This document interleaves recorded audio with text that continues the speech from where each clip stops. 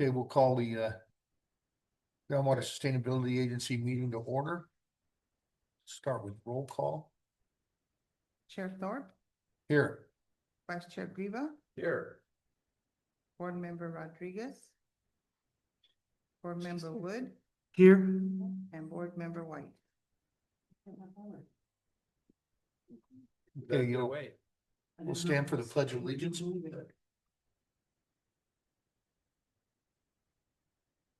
I pledge allegiance to the flag of the United States of America and to the republic for which it stands, one nation, under God, indivisible, with liberty and justice for all.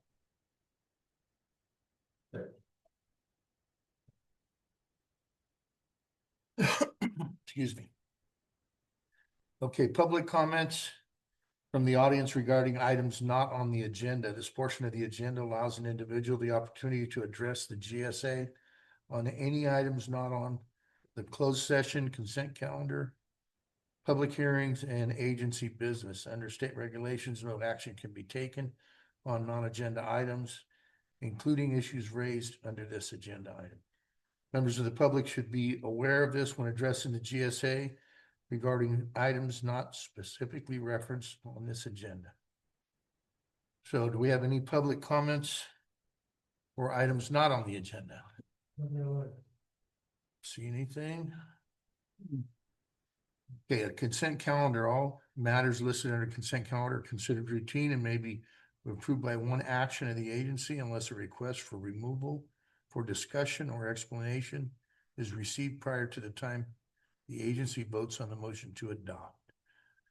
We have one item, adoption of the minutes of the June 24th, 2025 GSA meeting. Move to approve. I'll second it. Been moved and seconded. All in favor? Aye. Aye. Opposed? Okay, minutes are adopted. Agency business, consideration of appointment to the Salinas Valley Groundwater Sustainability Agency Advisory Committee and provide staff direction. Staff report. Thank you, Mr. Chairman. You've got in your package just a brief report and a copy of a letter forwarded from Salinas Valley Basin GSA. They're asking for our appointment.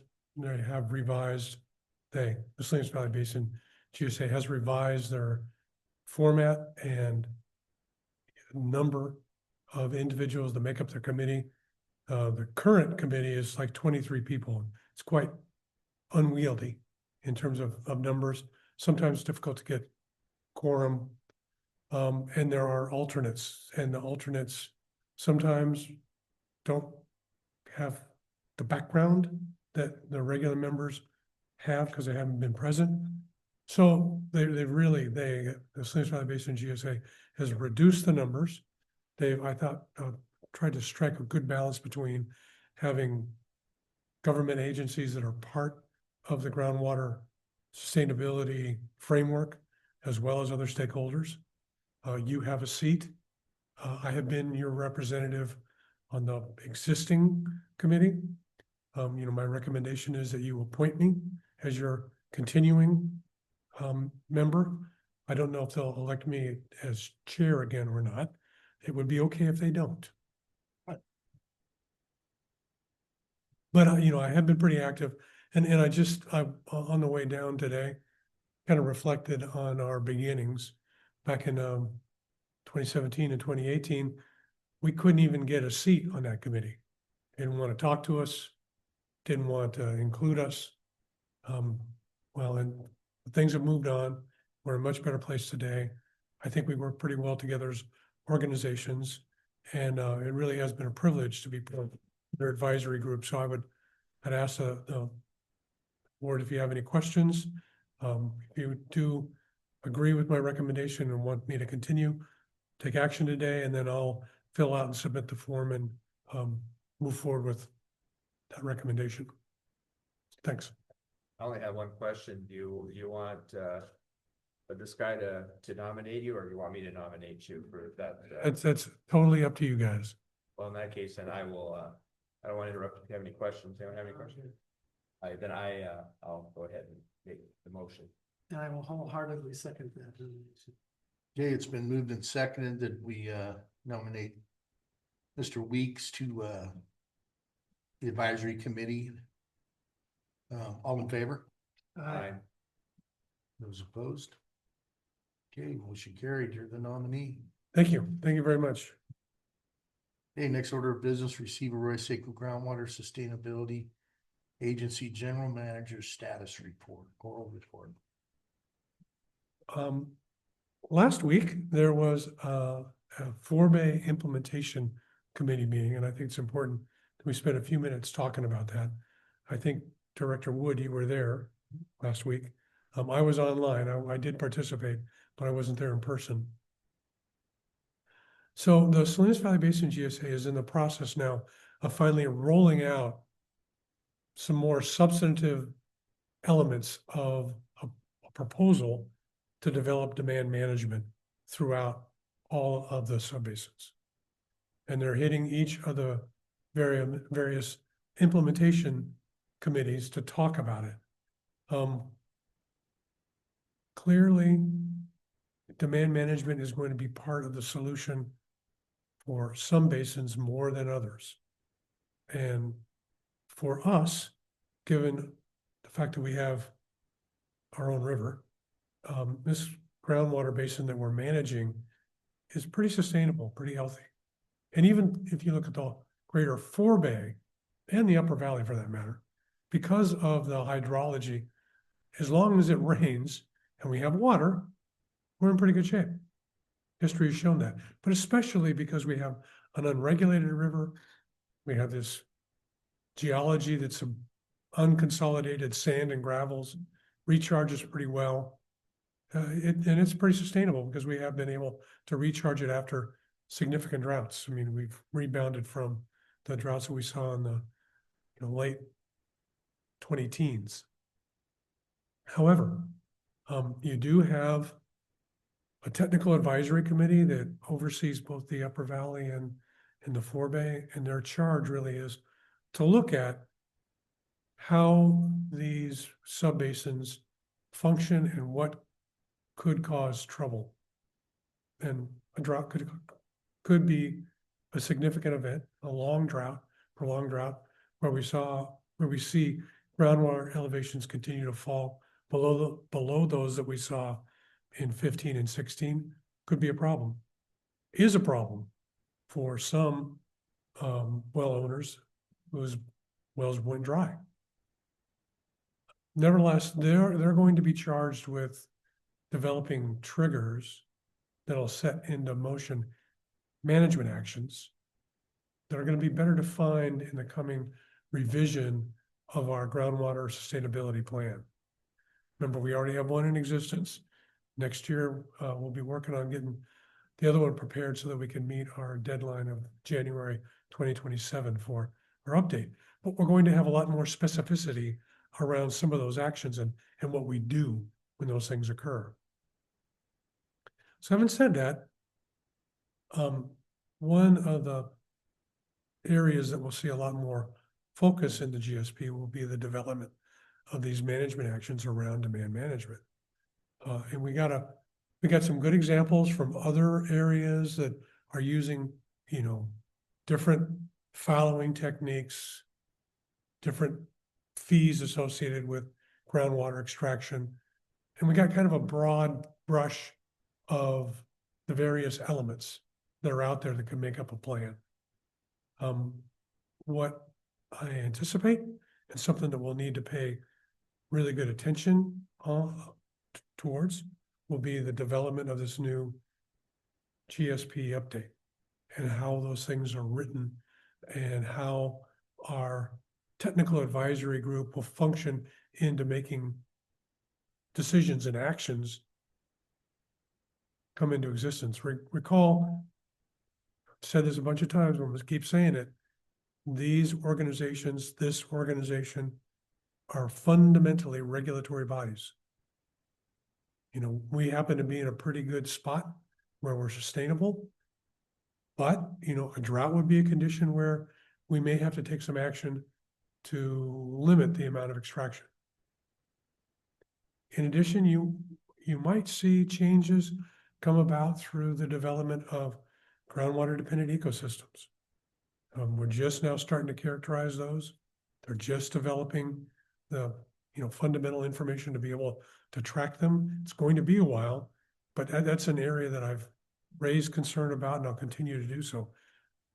The Salinas River is certainly complicated, but around groundwater dependent ecosystems, it's doubly so because you have essentially a managed river where you've got water that's released from reservoirs in addition to native kind of flows. So it's one more element that we're going to have to factor into how the Salinas Valley Basin GSA is going to manage around groundwater dependent ecosystems.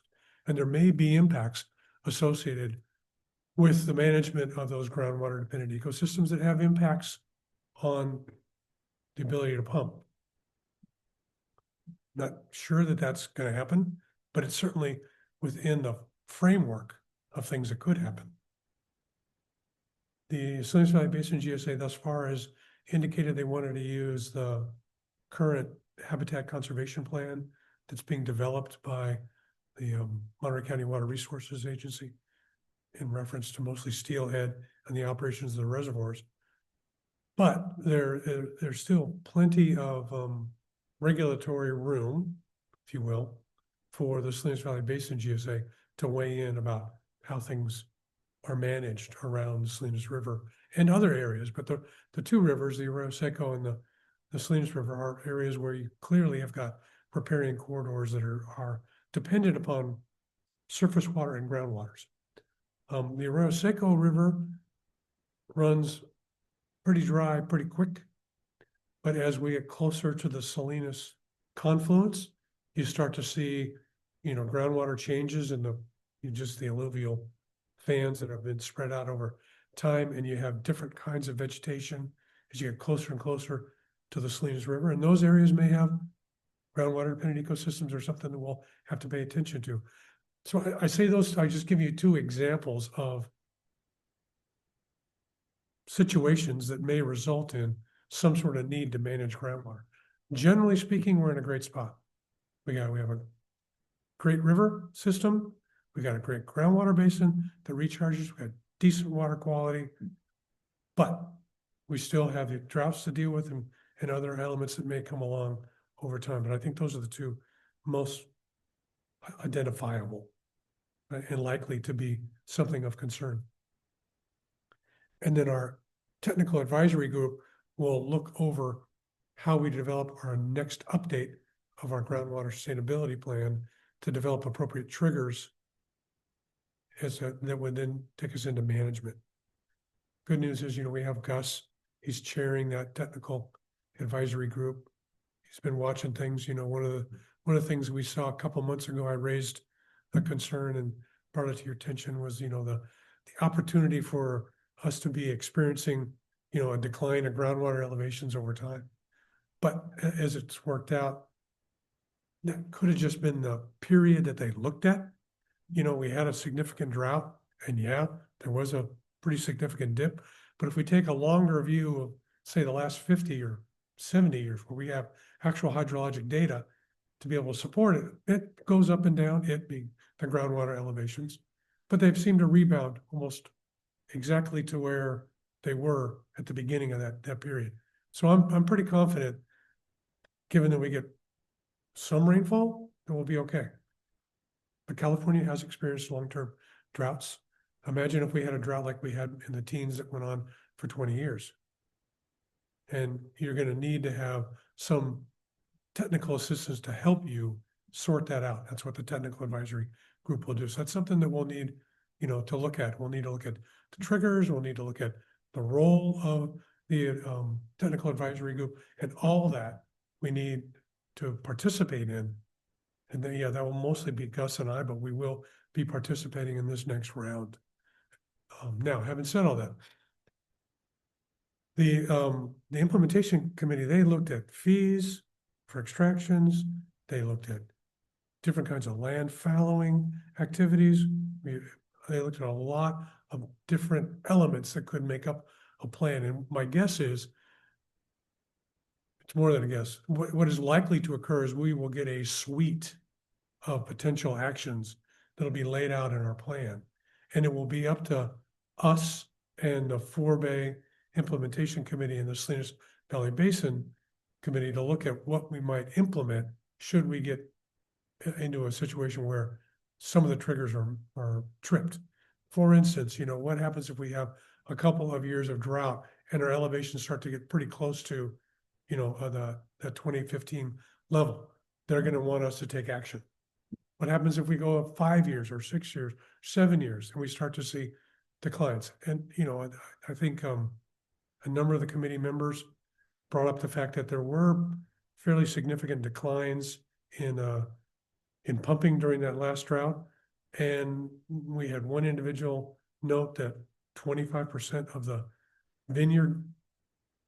current vineyards have been removed, which is a significant drop in the actual amount of pumping. So those are the kind of things that we're going to need to capture in the GSP to make sure we're clear about. But having said all that, you're going to see a suite of different actions that can be taken, and they're going to be matched with triggers in which to implement. And, I think it's important you guys know that. Yeah, we will be in control of this management area, and that's a good thing.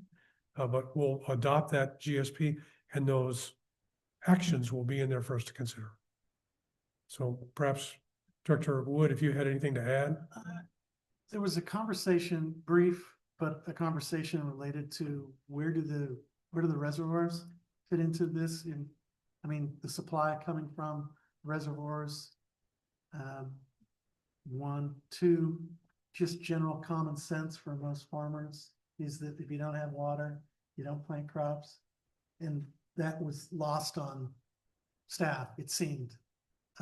Although it wasn't lost on all the staff, it just was a novel concept, it seemed. The farmers and ranchers around the table understood that, but it was like, well, you can't necessarily expect everybody to do that. And I thought it was unfortunate, but you're right. It was unfortunate. It was unfortunate. When we developed our last GSP, we raised that very issue. There were a couple of our stakeholders that, flat out said during the last drought, a number of their wells had gone dry, which would clearly indicate that we have a decrease in the amount of water that we're pumping because they can't pump. And in addition, a number of guys said, hey, when groundwater elevations get really low, our pumps aren't as efficient, and that also impacts our ability to pump, decreases the amount. There was a significant decrease in the amount of water pumped in the last drought in Forebay and in our Arroyo Seco area.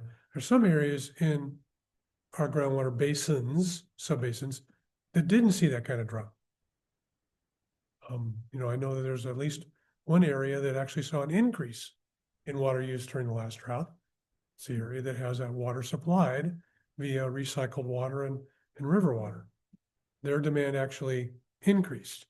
And had you had the opportunity to pump, you would have likely increased your demand as well, just to handle the amount of heat and lack of rainfall. But anyways, long story short, we've already seen the kinds of actions that are likely to occur. Those are conservation related activities, just from the nature of you guys doing the work that you do. And currently, just the nature of farming, especially viticulture, has taken a bit of a dive. So, there are a number of elements that are out there that we need to take full advantage of. I think one of the things that we got from the presenter and staff was that they wanted a more formalized kind of approach. But we'll need to take advantage of all the things that we've done to make sure that formalized approach recognizes the conservation elements already in place.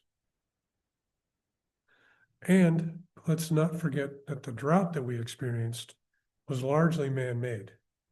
There was water in the reservoirs that was not released. And those of us that were reliant primarily on the Arroyo Seco River recharge actually didn't have quite a bad groundwater elevations as those on the east side of the Forebay that are largely dependent upon the river, Salinas River. So those are the kinds of things that we're going to want to take out of the anecdotal kind of information and make it more formalized so that we can take advantage of it and credit for it. Because that's what they're going to be looking for. We're going to have to be able to quantify things a bit better.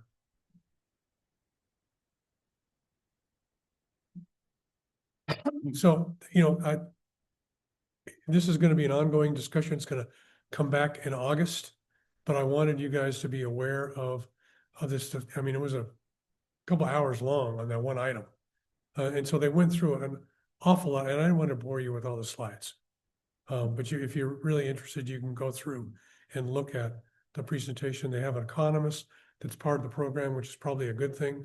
Because in areas where it's going to be mandated, read east side and pressure, there's going to be some tough decisions to make. The pressure zone in particular is problematic because you don't get a 1-for-1 when you reduce the amount of pumping you do, because it's already seawater intruded. And the measure that you want to do is you want to see that seawater intrusion line move away. Well, not pumping doesn't do that very well. It doesn't do it as effectively as not pumping does in terms of groundwater elevations. On the east side, you're going to see, kind of a 1-for-1. The more water you leave in the ground, the better it is. But in the pressure, it's not readily available. It doesn't make the same sort of impact. I think it's also important to note that there was a request, you talked about there's a request from one of the members to get more data related to when we had all those rains, information related to, was there pushback of the seawater intrusion? And I think staff said that, oh, yeah, those reports went out, but we didn't get them because didn't think it pertained to us. Yeah, well, they didn't recognize that, what happens in the pressure on the east side affects everybody. And we should be sharing that information. One of the things that we will want to do is we'll want to closely watch the annual reports, and we'll want to identify and flag amounts of water, especially in this coming year. If we're really seeing a change in the amount of water because of viticulture coming out of production. I think that'll be important to note. Anytime that we see changes that we can point to in terms of a change in operations, we want to identify it. So we want to make sure the narrative supports the data that we send the state. Well, actually, what's kind of interesting about that is in the past, when vineyards went out within a matter of a few months or a year, it went back into like vegetables, which could use more water possibly. But as we can kind of see that both industries seem to be hurting right now, and there's an awful lot of vineyard ground that will be sitting for a while. So that might have a faster impact of changing things than what might have happened in normal economic conditions. No, that's exactly right. And I think and thank you for that. I think what's really important for us to do is to pay attention to the groundwater reports that we see. And as we look at that annual report, if we actually see a decline in the amount of extraction, we highlight it and we say, look, there's, just for a number, 5,000 acres in the Arroyo Seco area that came out of production in 2025, whatever the number is. And that's a direct correlation to that decrease in water. And so that's like putting some of that ground, those 5,000 acres, in some sort of fallowing program. It's the same. It's exactly the same. I've got another question that just kind of triggered a thought. Do we ever get anything from the water agency for our area, what the extraction is? From year to year, for instance, we all turn in, as farmers turn in these reports. The date now it's been moved up where we actually submit them earlier so that they have time to process the information. It would be kind of interesting, I think, if we were not having specific reports, because I know a lot of that is considered proprietary or not to be shared, but just the overall number for our management area just to kind of see what it's been doing over the years, because that information is gathered and it shouldn't cost us anything. You know, just a thought. Well, you might, I don't think there's anything as granular as our management area, but there is a collated report that goes back, back to the time when I was GM. The GEMS reports are, an annual report of extractions throughout the valley. And they're in an archive that you can get online through the online portal at the Monterey County Water Resource Agency. So you can look at how much water was extracted over time in those reports. But for the whole area. I mean, Yeah, that's what I just said, for the whole, county. no, they break it up into all the Salinas Valley and then each of the subbasins. Okay. So Yeah. it's there. I think it'd be interesting, just especially with all this turmoil that's going on in agriculture right now. And the annual reports. Okay, so now that data is being, essentially collated by the Salinas Valley the Salinas Valley Basin GSA, and it's always captured in those annual reports. So we can start, reviewing those on a semi-regular basis if that helps. Okay, thank you. Sure. That's my report, Mr. Chairman. Any other questions or comments from board members? Any public comments? Okay. No hands raised. Receive and file. Being no further business, we'll adjourn the meeting.